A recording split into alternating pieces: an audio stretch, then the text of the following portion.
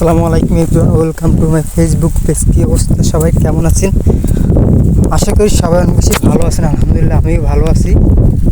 তো আজকে আমি নামছি অনেক দিন পর কোলায়, মগ বরিশালে কোলা।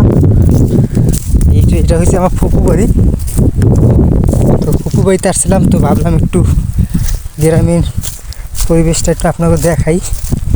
যারা শহরে থাকেন তারা আসলে গ্রামে থাকার মজাটা হয়তো বা বুঝেন না বা জানেন না, যে আসলে গ্রামে যে শুকনা, এই যে এখন যে শুকনা যে কোলা শুকিয়ে গেছে, এই টাইমে কোলায় মানে গ্রামে যে শুকনো দিন যে কতটা হাঁটতে মজা, কতটা থাকতে মজা, সেটা যারা গ্রামে থাকে তারাই জানে।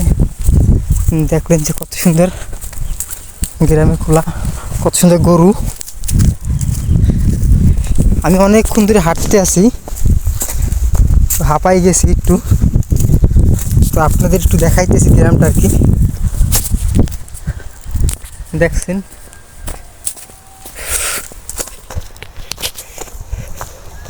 ভালোই লাগতেছে আর কি। গ্রামে থাকাটা যে কত সৌভাগ্য, যারা থাকে তারা জানে। আসলে শহরের বাড়িতে সারাদিন গাড়ি ঘোড়া, জ্যামজট, মানুষের ভিড়, মানে একটা অস্থির অবস্থা শহরে। আর গ্রামে নিরিবিলি পরিবেশ, গ্রামে থাকতে মজাই আলাদা। মানে খুব ভালো লাগতেছে যে গ্রামে মাঝে মাঝে আসি। মাঝে মাঝে বলতে অনেক দিন পর পর আসা হয় আর কি, বেশি একটা আসা হয় না। অনেক দিন পর পর আর কি আসা পড়ে, তেমন একটা আসি না গ্রামে। বাট যখনই আসি তখন খুব ভালো লাগে। এই যে গ্রামের প্রাকৃতিক দৃশ্য কত সুন্দর, একটু দেখেন।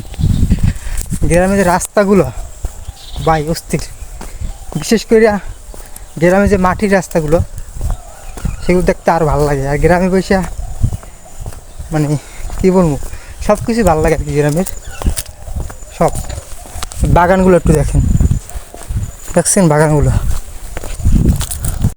এই যে রাস্তাগুলো দেখতে আছেন, একটা সময় এই রাস্তায় খুব আসতাম, কিছুদিন পর পর এই রাস্তা আসা পড়তো। কিন্তু আজকে বহুদিন পর, প্রায় 2-3 বছর পর এই রাস্তায় আসছি।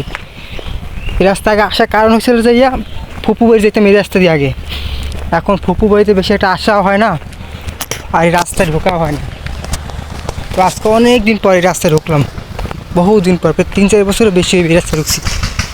এখানে অনেক স্মৃতি আছে ছোটোবেলার, অনেক আগে আমি আমার ফুফাতো ভাই এই রাস্তায় অনেক সাইকেল নিয়ে ঘুরতাম।